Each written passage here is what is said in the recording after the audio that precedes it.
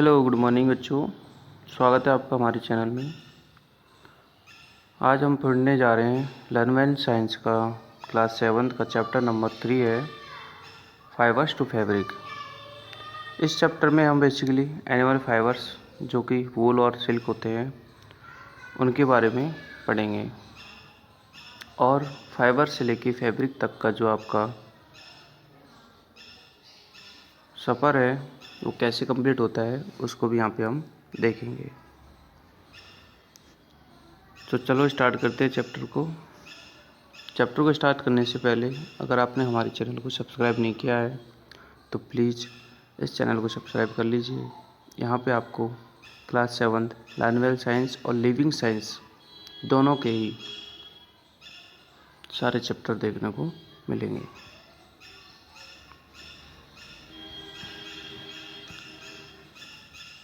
Previous connect में हम देखते हैं कि इस चैप्टर्स का जो कनेक्शन है वो बेसिकली कहाँ से है। देखो, आप सब जो लोग जानते हो कि हम अपने आप को प्रोटेक्ट करने के लिए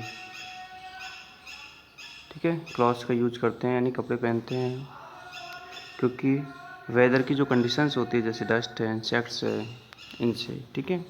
सो clothes are made from fabric. और कपड़े जो होते हैं फैब्रिक के बने होते हैं। सॉरी, कपड़े जो होते हैं वो फाइबर से बनते हैं। एंड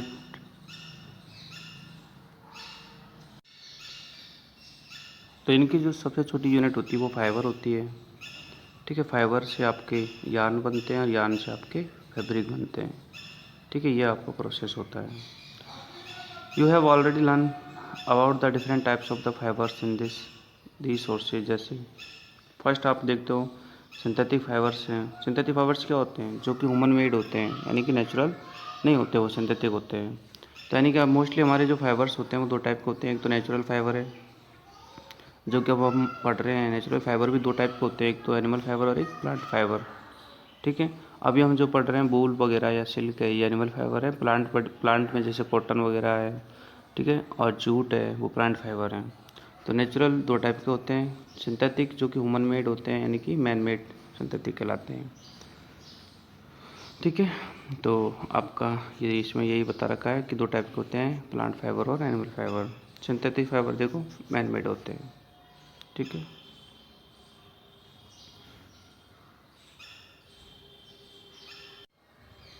नेक्स्ट पेज पे आपको कुछ फाइबर्स दिखा रखे हैं।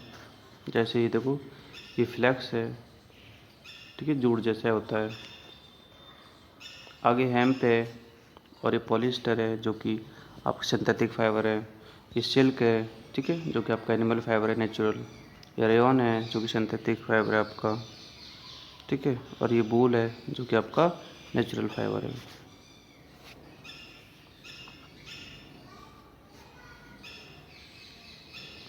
अब हम पहला जो इस चैप्टर में पढ़ने वाले हैं वो है वूल।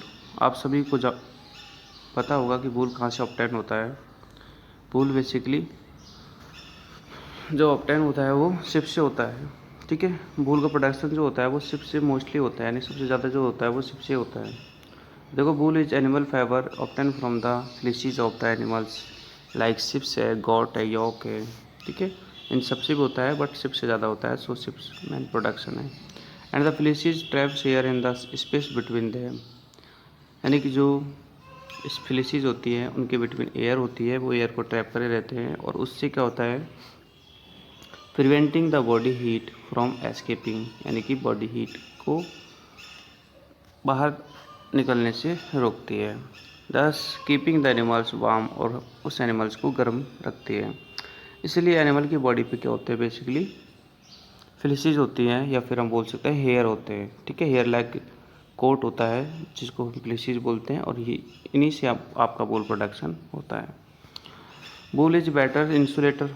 आप सभी को पता होना चाहिए वूल क्या है। बेटर इंसुलेटर है जो कि हीट को क्या करता है, एक तरह से प्रिवेंट करता है, बनाए रखता है, और उस पर्टिकुलर एनिमल को अंदर से गर्म रखता है। ठीक है, इसलिए उनके बॉडी पे फ्लीसीज का कोट होता है।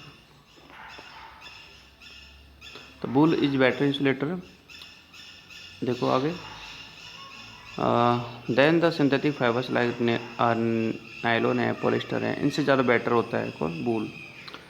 नेचुरल फाइबर लाइक कॉटन है, सिल्क है, we wear woollen clothes in winter to protect themself of the cold. Woollen clothes जो कि वूल से बनते हैं बेसिकली, और हम इनको अपने आप को कोल्ड से प्रोटेक्ट करने के लिए पहनते हैं। नेक्स्ट आप देखते हो कि wool is mostly obtain from the fleeces of the sheeps. Wool का ज़्यादा जो प्रोडक्शन होता है वो सिर्फ किससे होता है, शिप से होता है, ठीक है। बाकी और से होता है बट और से कम होता है।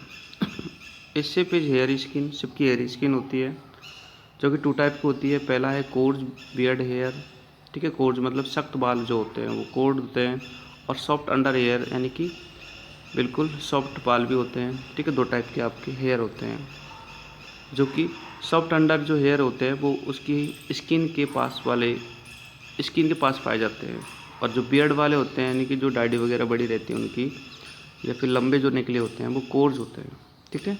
और जो स्किन के पास होते हैं वो सॉफ्ट होते हैं। These are the different varieties of the sheeps that the provide wool. और शिप्स की जो वूल प्रोवाइड होती है उसकी अलग अलग वेराइटी होती है, क्योंकि शिप्स की वेराइटी के अकॉर्डिंग वूल की वेराइटी बन जाती है। अलग अलग टाइप की शिप्स जो होती है अलग अलग टाइप का वूल प्रोडक्शन देती है। तो the quality of wool differ from the breed to breed, यानी कि जो वूल की क्वालिटी होती है ब्रीड टू ब्रीड क्या होती है, डिफर होती है, डिफरेंस होता है, उनमें अंतर होता है। और जो आपकी बेस्ट क्वालिटी है वो है आपकी मेरिनो, ठीक है। मेरिनो एक क्या है, शिप्स की ब्रीड है, और इससे जो वूल ऑप्टेन होती है वो बहुत ही अच्छी होती है, फाइनेस्ट वूल होती है एक तरह से वो, और सॉफ्ट होती है और लाइट होती है, ठीक है, कोर्ज नहीं होती है।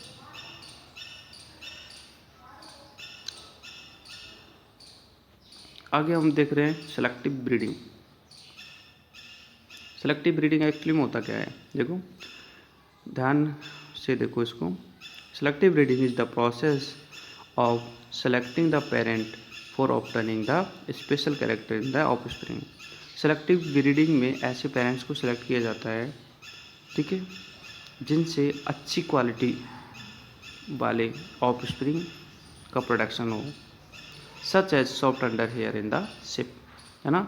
यानी कि अच्छी वूल प्रोडक्शन के लिए हमें अच्छी शिप्स चाहिए, और अच्छी शिप्स को पैदा करने के लिए यानी कि प्रोडक्शन के लिए हमें सेलेक्टिव ब्रीडिंग प्रोसेस करनी पड़ती है। इसमें क्या है, ब्रीड को सिलेक्ट किया जाता है, ठीक है। अच्छी ब्रीड वाली जो शिप्स होती है उनको सेलेक्ट किया जाता है और उनके बीच में रिप्रोडक्शन कराया जाता है, तब जाके जो नई ऑफस्प्रिंग बनती है, ठीक है, वो हमारे लिए अच्छी होती है। तो selective breeding is the process in which the select parent for the obtaining new offspring. Change the page, look at, देखो sheeps are mainly reared for wool in region like Australia है, मिडिल ईस्ट एशिया है। मतलब silk को जो पाला जाता है वो मोस्टली मिल्क के लिए नहीं पाला जाता, सिर्फ वूल प्रोडक्शन के लिए पाला जाता है। आइलैंड है, यूरोप है, साउथ अमेरिका है। In India rearing of the sheeps is mainly done by the people in the state of Jammu Kashmir है। इंडिया में देखो जम्मू कश्मीर में ज़्यादा पाई जाती है, हिमाचल प्रदेश में ज़्यादा पाई जाती है, उत्तराखंड है, उत्तरांचल, सिक्किम, अरुणाचल प्रदेश, यानी कि जो माउंटेन्स वाले इलाके होते हैं वहाँ पे ज़्यादा शिप्स का प्रोडक्शन होता है, यानी कि शिप्स का रेयरिंग होता है हम कह सकते हैं, ठीक है। गुजरात है, राजस्थान, हरियाणा है, ठीक है। ये कुछ पैलेसेज है जहाँ पर शिप्स का ज़्यादा रेयरिंग होता है, ठीक है। रेयरिंग मीन्स होता है पालन पोषण करना, ठीक है।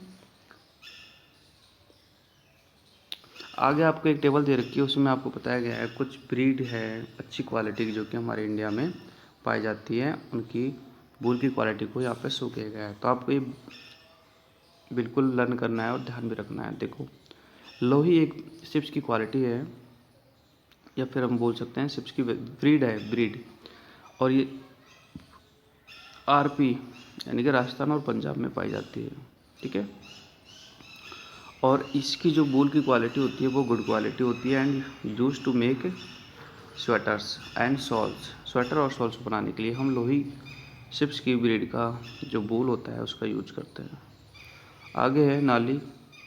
नली जो होती है राजस्थान, हरियाणा और पंजाब में पाई जाती है और ये एक कारपेट वूल होती है, यानी कारपेट्स इनसे बनाई जाती है।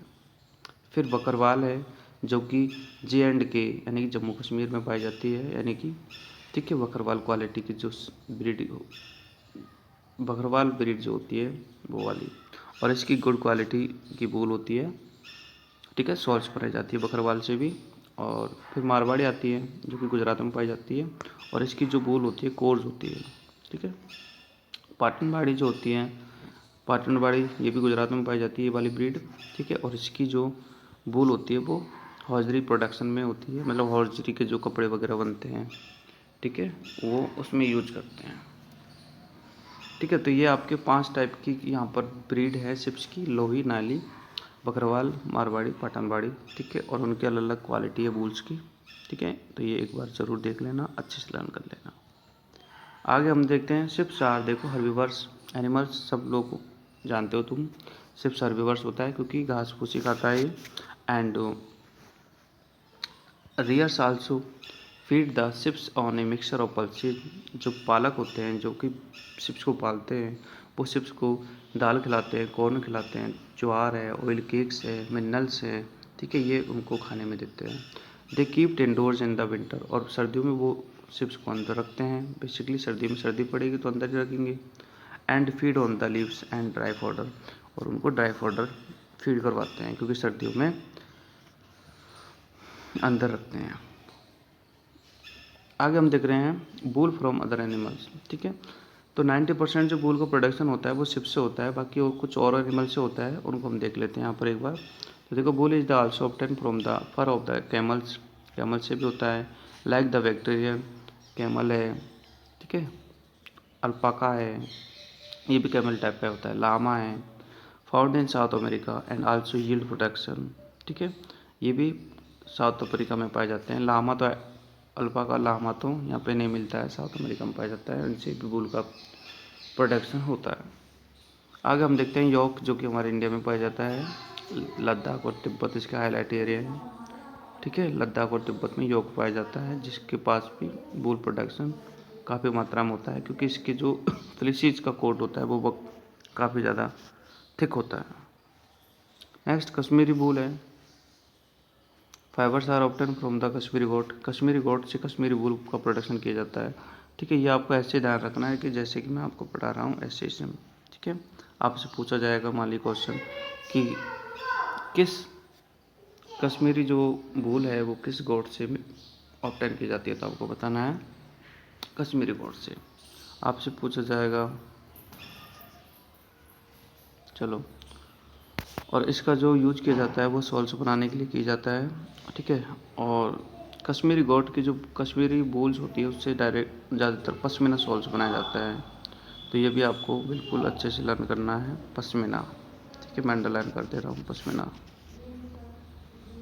आगे हैं अंगोरा गोट है, अंगोरा गोट जो होती है, अंगोरा गोट जो होती है प्रोवाइड्स फाइन फाइबर्स मोहर, ठीक है, ये भी आपको अंडरलाइन कर देता हूँ मैं, याद करना है मोहर।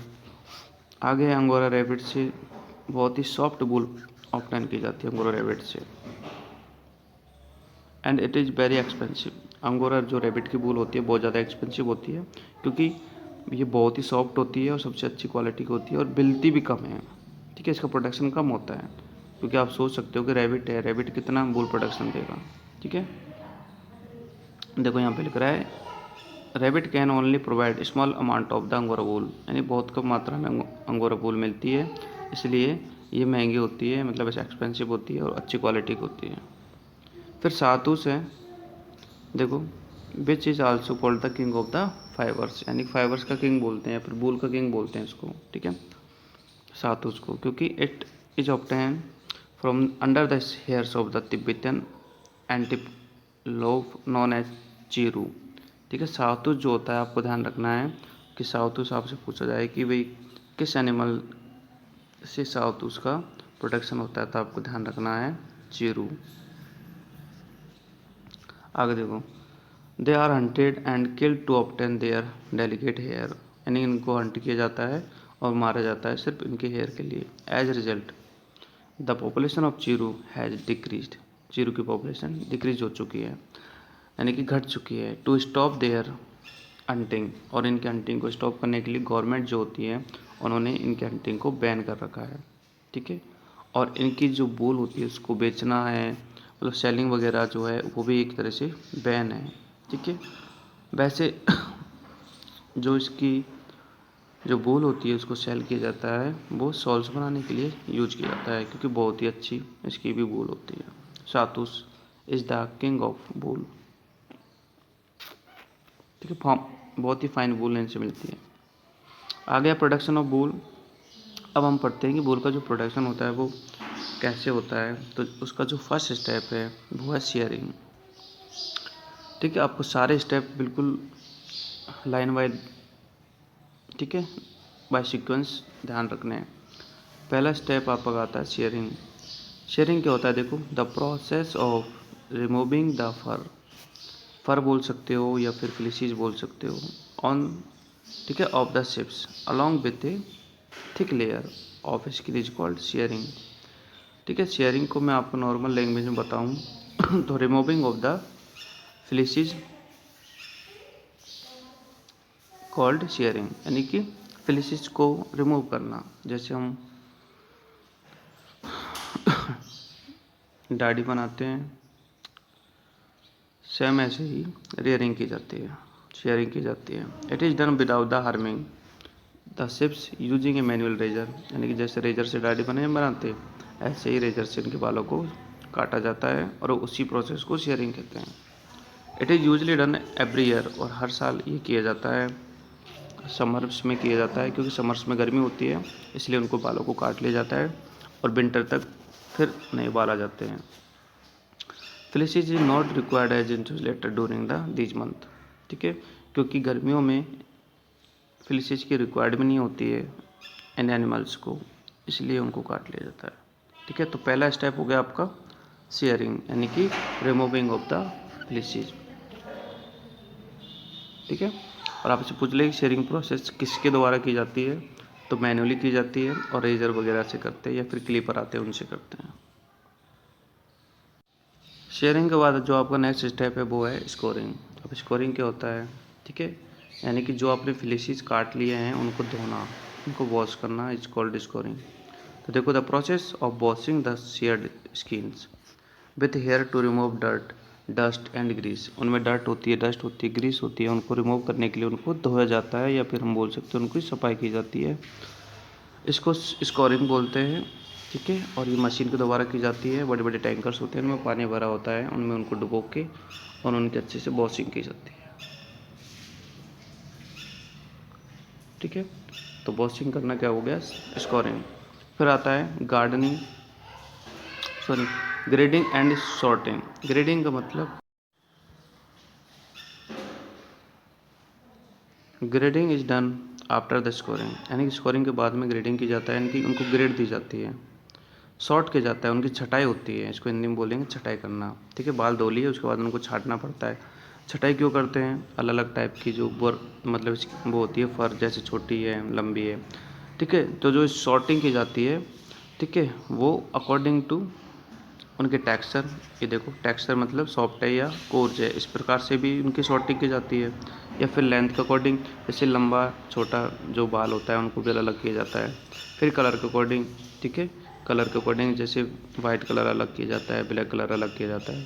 तो यानी कि सॉर्ट करना, यानी छटाई करना जो होता है वो ग्रेडिंग होता है, और उसी को सॉर्टिंग कहते हैं, ठीक है। ओके, स्मॉल सॉफ्ट फाइबर से आर कॉल्ड द वर, और जो स्मॉल होते हैं और छोटे छोटे फाइबर्स होते हैं उनको वर बोला जाता है, BURR वर, ठीक है। तो यानी कि धो लिया, स्कोरिंग कर लिया, स्कोरिंग के बाद में क्या कर लिया, ग्रेडिंग कर लिया, सॉर्टिंग कर लिया, मतलब उनको छटाई कर ली अलग अलग, ठीक है। इसके बाद में जो नेक्स्ट प्रोसेस आता है वो आता है डाइंग। डाइंग का मतलब होता है कलर करना, जैसे हम डाई नहीं करते बालों की, भाई ये डाइंग, ठीक है। कलर क्यों करते हैं, अलग अलग तरह की वूल को प्रोडक्शन करने के लिए उनको कलर किया जाता है। तो देखो, the fleeces of the sheeps is usually white, usually कैसे होते हैं, वाइट होते हैं, ठीक है, and grey in the colour, mostly ऐसे होते हैं, इसलिए उनको अलग अलग कलर्स में क्या किया जाता है, डिजायर्ड कलर्स दिए जाते हैं। डिजायर्ड का मतलब अपने मनपसंद के उनको कलर दिए जाते हैं, ठीक है। तो the dyes of fibres are sent to carding, ठीक है, where these dyed fibres are stained. फिर इनको कार्डिंग प्रोसेस होती है, डाइंग के बाद कार्डिंग। कार्डिंग मतलब है कि जो डाई करके उनको फैक्ट्रियों में भेज दिया जाता है, जहाँ पर इनकी स्टैंड होती है। स्टैंड मतलब उनको सीधा किया जाता है, जिसको कॉम्बिंग भी बोल सकते हैं, यानी कॉम्ब किया जाता है। जैसे हम बालों को नहीं बालते, कॉम्ब करते हैं ना, ऐसे। तो यानी कि उनको कॉम्बिंग की जाती है। और कॉम्बिंग के लिए मेटल टीथ यूज किए जाते हैं, यानी कि जैसे हमारे कंघा होता है, ठीक है, प्लास्टिक होता है हमारा, तो खैर वहाँ पे मेटल टीथ होते हैं, उनसे कॉम्बिंग की जाती है। This process of straight the died fibres, यानी कि डाइड फाइबर्स को स्ट्रेट किया जाता है, सीधा किया जाता है, उसको हम कार्डिंग कहते हैं, ठीक है। तो डाइंग हो गया, डाइंग के बाद क्या हो गया, कार्डिंग हो गया। कार्डिंग में क्या करते हैं, उन फाइबर्स को सीधा करते हैं जिनको हमने क्या किया है, डाई किया है, ठीक है। तो ये steps by steps he follow होते हैं सारे प्रोसेस। फिर जो लास्ट प्रोसेस होता है वो ड्राइंग होता है। ड्राइंग का मतलब है सुखाना, ठीक है, यानी कि जो वूल हमें जिनको हमने स्ट्रेट किया है उनको सुखाया जाता है, यानी उनको ड्राई किया जाता है। फिर ड्राई करके उनको स्पिनिंग के लिए भेज दिया जाता है, यानी स्पिनिंग, स्पिनिंग यानी बुनाई होती है, धागे बनाते हैं, जैसे गांधी जी बनाते थे, ठीक है। It is then weighed and packed into bales, और इनको बेल्स में इनका वजन किया जाता है और पैकिंग की जाती है। तो longer fibres are made into wool for sweaters, जो लंबे फाइबर होते हैं वो स्वेटर्स बनाने के लिए यूज किए जाते हैं। और जो छोटे होते हैं वो भी स्पून किए जाते हैं, यानी कि वो भी उनको भी धागे बनाए जाते हैं, ठीक है, फॉर वुलन क्लॉथ्स, यानी कि वुलन कपड़े बनाने के लिए, ठीक है। तो ये आपका पूरा प्रोसेस हो गया। मैं आपको फिर से रिपीट कर देता हूँ। सबसे पहले करेंगे हम शेयरिंग, शेयरिंग के बाद करेंगे हम स्कोरिंग, स्कोरिंग के बाद करेंगे हम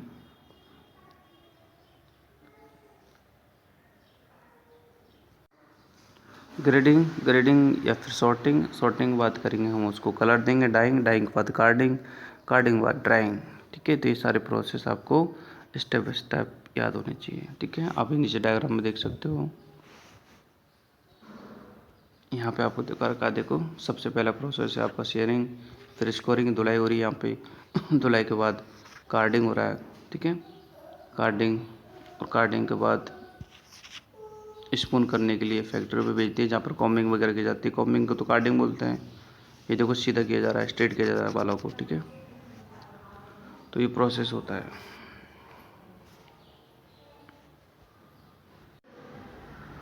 तो ये आपका कंप्लीट हो गया वूल प्रोडक्शन, ठीक है। जब उनको आगे फैक्ट्री में भेज दिया जाता है, वहाँ पर धागे तैयार होते हैं, धागों के मतलब जो यार्न तैयार होते हैं उनसे आपके वूलन क्लॉथ्स बनाए जाते हैं। अब जो नेक्स्ट है, जो एनिमल फाइबर है नेचुरल, वो है सिल्क, जो कि सिल्क बॉम से ऑब्टेन होता है। तो हम इसको यहाँ पर देखेंगे।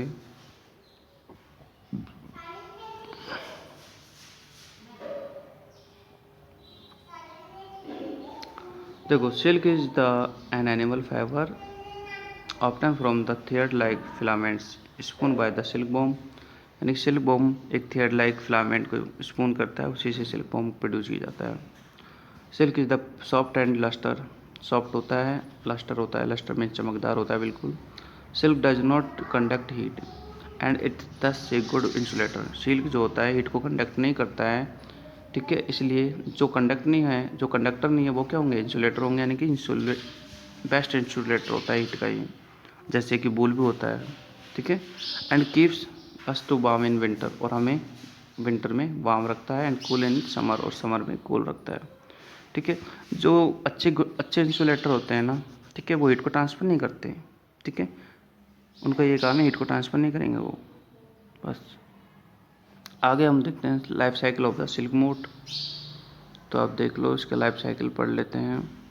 देखो, silk is the larva of caterpillar of the domesticated silk मोट, यानी कि जो घरेलू डोमेस्टिकेटेड सिल्क मोट होता है जिसको पाला जाता है, ठीक है, उसके लार्वा प्रोड्यूस होते हैं, एग्स होते हैं, और उनसे सिल्क आगे जाके लार्वा, लार्वा से कैटरपिलर, और कैटरपिलर से एडल्ट फॉर्म में बनते हैं। आगे देखो, मलबरी सिल्क मोट is the most common silk मोट, सबसे ज़्यादा मलबरी मोट होती है, क्योंकि मलबरी सिल्क हमारे यहाँ पे का प्रोडक्शन ज़्यादा होता है। वैसे सिल्क की अलग अलग क्वांटिटी होती है, टसर है, मूंगा है, ठीक है। द फीमेल सिल्क मोट which is shorter and shorter than the mails, ठीक है, फीमेल जो होती है मेल से शॉर्टर होती है और ले 300 to 400 eggs eight A time, इतने अंडे वो एक टाइम में देती है। ऑन लीव्स यानी पत्तियों पर देती है, ध्यान देना। आफ्टर सम डेज, कुछ दिनों बाद, ठीक है, द एग्स हैच, अंडे से हैच होते हैं अंडे, बच्चे निकलते हैं, एंड ब्लैक लार्वा प्रोड्यूस होता है जिसको हम सिल्क बॉम बोल सकते हैं, ठीक है, और आगे जाके वो इमर्ज होता है सिल्क बॉम में ही, ठीक है। The larval stage last about 27 से लेकर 28 डेज, यानी कि ये जो स्टेट होती है ये 1 मंथ के करीब होती है। डूरिंग दिस स्टेज, इस स्टेज की डूरिंग देखो क्या होता है, the larva shed their skin, वो अपनी स्किन को शेड करता है, वो भी 4 टाइम्स, है ना। और इस स्किन को शेड करने का जो प्रोसेस होता है उसको मोल्टिंग कहते हैं, ये आपको ध्यान रखना है। वो आपसे पूछ लेगा व्हाट इज द मोल्टिंग, तो आपको बताना है कि in larval stage the larva shed their skin in at a 4 time, this is called moulting, ठीक है। आगे हम देखते हैं the silk worm feed on the mulberry leaves, फिर जो वो सिल्क बॉम होता है अपनी स्किन को शेड करने के बाद में वो मलबरी जो लीव्स है, जिस लीव्स वो पैदा हुआ है उसको फीड करता है, यानी कि उसको ईट करता है, ठीक है। And develops glands the produce silk, और अपनी ग्लैंड्स को डेवलप करता है सिल्क प्रोडक्शन के लिए, ठीक है, यानी कि उस मलबरी लीव्स को खाता है और अपनी ग्लैंड्स को सिल्क प्रोडक्शन के लिए मजबूत करता है, या फिर हम बोल सकते हैं स्ट्रॉन्ग करता है। The silk worm secret the filament and their glands, यानी कि जो वो अपने ग्लैंड को मजबूत करता है for the secretion of the silk, उसके बाद में वो क्या करता है उसी ग्लैंड से एक फिलामेंट सीक्रेट करता है जो कि आगे सिल्क की फॉर्म में ही कन्वर्ट होता है, which are the made of the protein, जो फिलामेंट होता है वो प्रोटीन का बना होता है। आपसे पूछ लिए कि भाई सिल्क जो होता है एक्चुअली में क्या होता है, आपको ये बताना है, प्रोटीन होता है सिल्क, ठीक है। And harder on the exposure of the air, जैसे वो अपने मुंह से फिलामेंट प्रोड्यूस करता है और अपने बॉडी के चारों तरफ लपेटता है, तो वो हवा के संपर्क में आने से या हवा के टचिंग में आने से वो क्या हो जाता है, हार्डर हो जाता है। And the filament are deposit in layers of the forming cocoon, फिर बार बार वो जब अपने मुंह से लार निकालता रहता है अपनी बॉडी पर डिपॉजिट करता रहता है तो वो एक कोकून की फॉर्म बन जाती है, ठीक है। जैसे मान लीजिए हम अपने मुंह से कुछ लार निकालें, उसे अपने हाथ पे लपेटें, कुछ ऐसा ही प्रोसेस वो करता है। आगे देखो, the silk worm transfer itself into, ठीक है, chrysalis and this stage is called pupa, फिर जो कोकून के बाद वाली फॉर्म होती है उसको प्यूपा कहते हैं।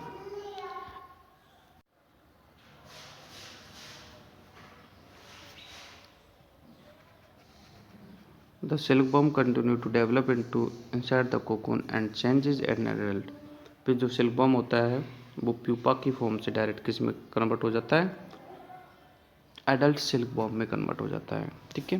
तो ये तो हो गया सिल्क की लाइफ साइकिल, सिल्क की कि वो कैसे पैदा होता है, कैसे वो मलबरी लीव्स को ईट करता है और कैसे वो फिलामेंट को प्रोड्यूस करता है, फिर फिलामेंट उसकी बॉडी पे चारों तरफ लपेट जाता है और फिर वो हवा के टचिंग में आने से वो हार्डर हो जाते हैं और उसके बाद में वो कोकून की फॉर्म बन जाती है।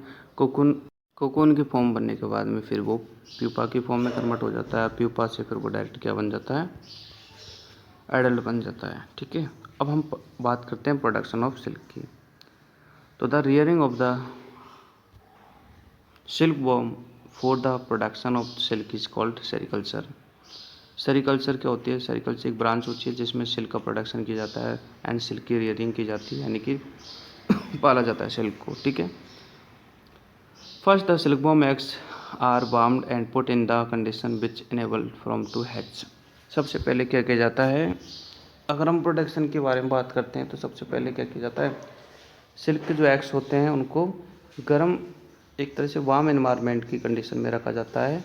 और क्यों रखते हैं, क्योंकि आगे जाके उनसे लार्वल प्रोड्यूस हों, इसलिए, ठीक है, अंडों को रखा जाता है।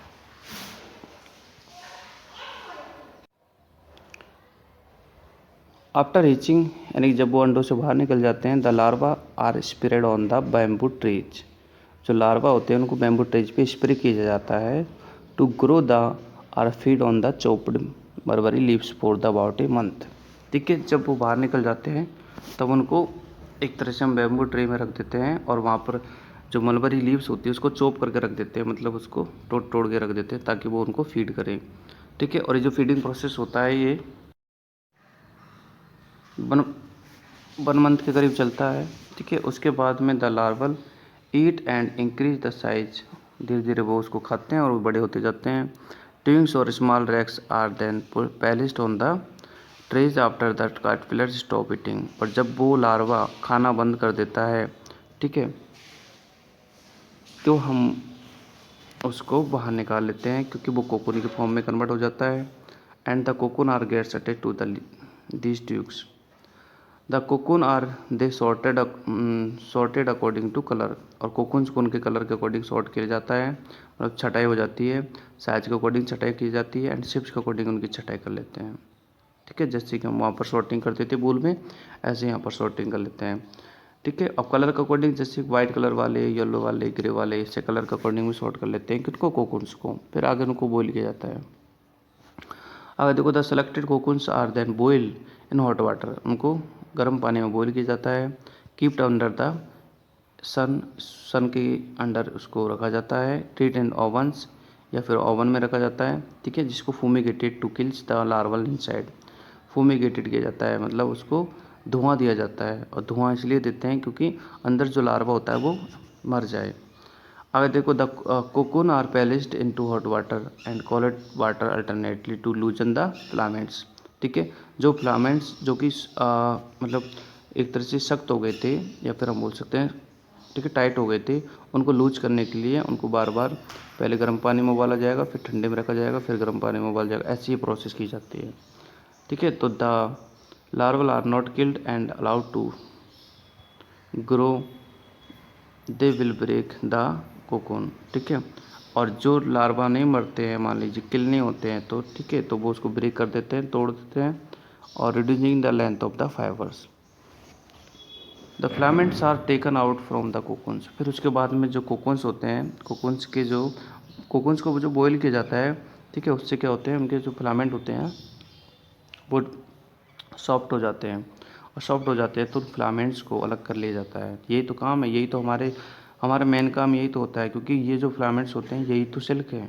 ठीक है, और उनको सेपरेट कर लिया जाता है। The filaments of several cocoons are twisted together to make a strong threads, और उन फिलामेंट्स को ठीक है एक दूसरे के साथ में मिक्स करके और एक धागा बनाया जाता है। ठीक है, और this thread is bound on A reel, इसको रीलिंग किया जाता है, रीलिंग प्रोसेस होती है उसके बाद में। ठीक है, एक रील मतलब जैसे अपन रील नहीं करते कि पतंग उड़ाते हैं तो उसके धागे को रील करते हैं, ठीक है, चक्रे में ऐसे उसको रील किया जाता है। The silk threads are the then dyed and woven into silk fabric, उसके बाद में उसको डाई किया जाता है और उससे सिल्क के फैब्रिक बनाए जाते हैं। तो ये सिल्क का प्रोडक्शन होता है, आप देख सकते हो। मैंने आपको बताया था कि सिल्क की अलग अलग वैरायटी होती है। टसर सिल्क है आपकी, डायग्राम दे रखे हैं, ये आपकी मूंगा सिल्क है। ठीक है, मतलब मूंगा सिल्क से कपड़े जो बनाए जाते हैं वो है। ठीक है, और ये आपके स्टेप से नीचे देखो, मैं आपको बता देता हूँ, एक मिनट रुको। देखो सबसे पहला जो आपको स्टेप दिख रहा है वो है लार्वल। ठीक है, जो कि एग्स होते हैं, और एग से फिर लार्वल फॉर्म ही प्रोड्यूस होती है। उसके बाद में सेकंड जो स्टेप है, देखो मलबरी लीव्स को फीड कर रहे हैं। ठीक है, यानी कि ये मलबरी लीव्स को फीड करते हैं, खाते हैं इसको, कम से कम 1 मंथ तक प्रोसेस होता है ये। उसके बाद में देखो आफ्टर फीडिंग क्या करता है, ये जो इसको बोलते हैं सिल्कवर्म। एक मिनट रुको, ये जो है ना, ये सिल्कवर्म है, ये खाता खाता अपनी चारों तरफ फिलामेंट्स को लपेटता है और ऐसी फॉर्म बन जाती है जिसको कोकून कहते हैं। ठीक है, फिर कोकून के बाद में उसको बॉईल किया जाता है, बॉईल करने के बाद में उससे जो ये जो फिलामेंट है इसको ढीला किया जाता है, सॉफ्ट किया जाता है, और इसको निकाल लिया जाता है। निकालने के बाद में इसको आगे देखो रीलिंग किया जाता है। रीलिंग का मतलब लपेटा जाता है किसी चक्रे पे। ठीक है, एक मिनट, अच्छा ये डायरेक्ट यहाँ पे आ गया क्या? अच्छा 3 से पहले ये था 4 बॉइलिंग किया जाता है, फिर रीलिंग किया जाता है, और रीलिंग के बारे में इसको गट्टे में लपेटा जाता है। तो ये जो कुछ प्रोसेस है ये हमारे सिल्क प्रोडक्शन के सही। आगे देखो वैरायटी ऑफ सिल्क के बारे में बात करते हैं, तो बता चुका हूँ मैं आपको। और वैरायटी होती है, जैसे टसर सिल्क है, मूंगा सिल्क है, कोसा सिल्क है, ये 3 वैरायटी होती है। बट सबसे ज़्यादा जो होता है मलबरी सिल्क ही हमारे यहाँ पर प्रोड्यूस होती है, और ये सबसे फाइनेस्ट क्वालिटी की वूल होती है, सिल्क होती है। ठीक है,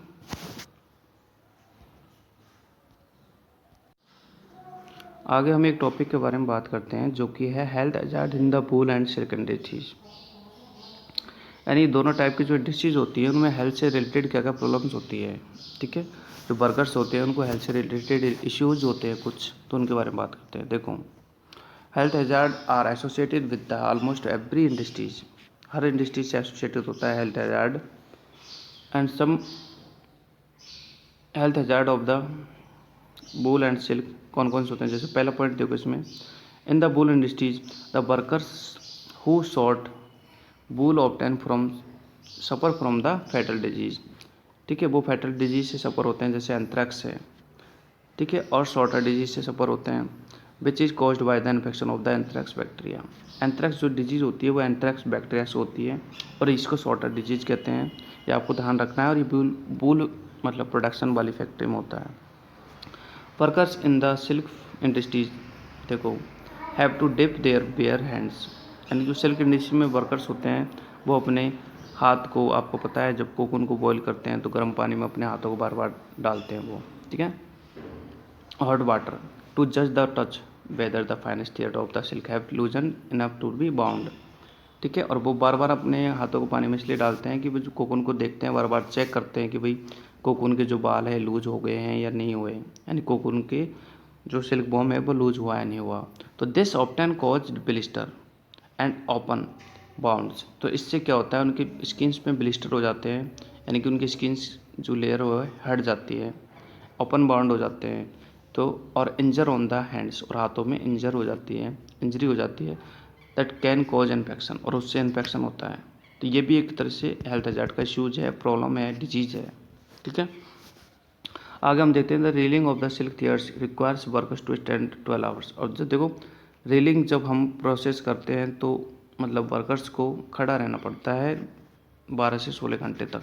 ठीक है, एक दिन में, और इससे उस वर्कर्स को बैकेज स्पाइन प्रॉब्लम होती है and problems of the related to vision. ठीक है, और विजन प्रॉब्लम भी होती है। तो ये भी कुछ हेल्थ इश्यूज है, ये ध्यान रखना है आपको। आगे workers who are export to continue vapour, और देखो जो कि हमेशा वेपर में रहते हैं। ठीक है, क्योंकि बॉइलिंग करते हैं कोकून्स को, तो आपको पता है उस गर्म पानी से भाप बनती है। ठीक है, तो मतलब वेपर के टचिंग में रहते हैं वो। एंड डीजल फ्यूम्स, और डीजल की धुआं होती है from the machine suffer from the respiratory. तो इससे क्या है कि उनके जो रेस्पिरेटरी सिस्टम है उस वो भी एक तरह से प्रॉब्लम होती है उनको वहाँ पे, एंड उससे अब उनको रेस्पिरेशन संबंधित जो बीमारियाँ होती है, डिजीज़ होती है, वो कॉज होती है, जैसे अस्थमा है और ब्रोंचिटिस है। ठीक है, तो ये कुछ हेल्थ हजार्ड के इशू थे जो कि आपको ध्यान में रखने हैं, और आपसे पूछे भी जाएंगे, पीछे क्वेश्चंस आएंगे जब हम इसका मैंने वीडियो जो है क्वेश्चन से रिलेटेड वीडियो मैं पहले अपलोड कर चुका हूँ। अगर आपने नहीं देखा तो आप नीचे डिस्क्रिप्शन में एक लिंक दिया गया है, वहाँ से इसके सभी क्वेश्चन आंसर भी आप अच्छे से कर सकते हो। ठीक है, thank you for watching. But अगर आपने चैनल को सब्सक्राइब नहीं किया है तो प्लीज़ चैनल को सब्सक्राइब करें और शेयर भी करें। Thank you for watching.